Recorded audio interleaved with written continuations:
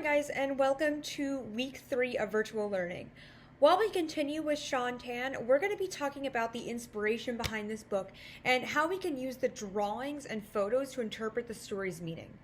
This week, we're actually going to start off with a brief art history lesson with a quick vocab word: Surrealism.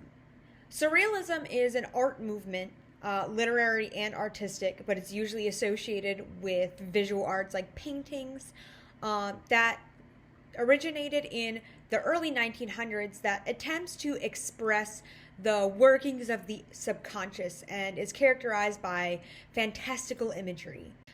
Surrealist art often is made to feel dreamlike. Some things are familiar, but other things are fantastical.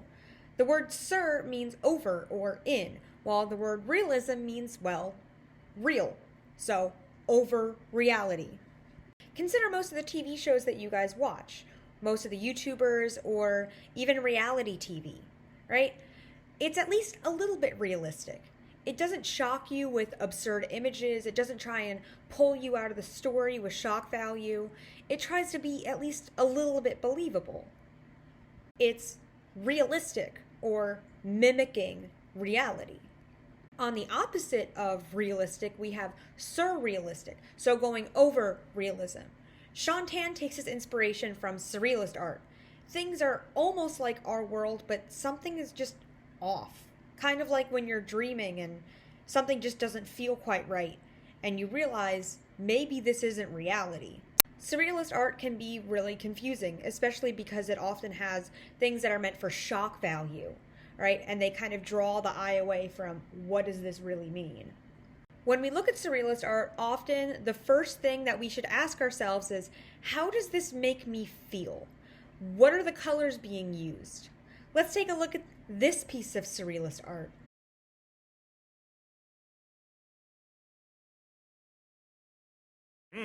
Gross.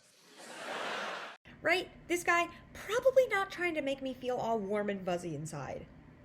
That's going to be a huge indicator of what this story is trying to get across.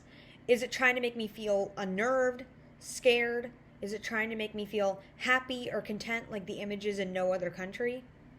Before we do anything else, we're actually going to take a really quick look at 5 TikToks and Vines that my friend sent me, who studied art in college. And I want you to tell me in your question for this week, do you think these TikToks are realist or surrealist, and why? Don't you want to become a cult leader? Since the death of God, there's been a vacancy open. You could fill that void. Here's how. What is God's name? Howard. How do you know? How do you know God's name is Howard? Our Father who art in heaven, hallowed be thy name. Hold on! This is my favorite. Hold on! Her sister was a witch, right? And what was her sister? A princess! The Wicked Witch of the East, bro! I'm gonna stab him. You're gonna look at me and you're gonna tell me that I'm wrong? Am I wrong? It's my favorite She movie. wore a crown and she came down in a bubble, I'm dog! not fighting with you. Grow up, I'm not fighting bro! with you. Grow up! Get educated, but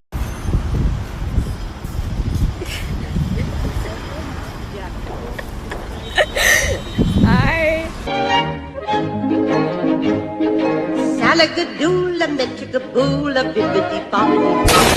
I pay the best in the West. Then say the best.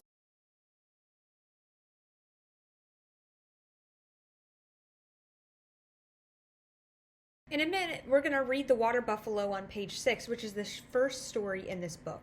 But first, I want us to take a minute and appreciate the art that it begins with. All right, what do we feel when we look at this? What colors are being used? Is it bright? Is it dark? Is it muted?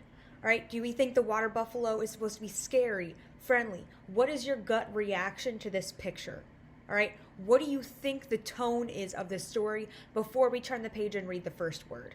When I was a kid, there was a big water buffalo living in the vacant lot at the end of our street. The one with the grass no one ever mowed. He slept most of the time and ignored everybody who walked past, unless we happened to stop and ask him for advice. Then he would come up to us slowly, raise his left hoof, and literally point us in the right direction. But he never said what he was pointing at, or how far we had to go, or what we were supposed to do once we got there. In fact, he never said anything because water buffaloes are like that. They hate talking.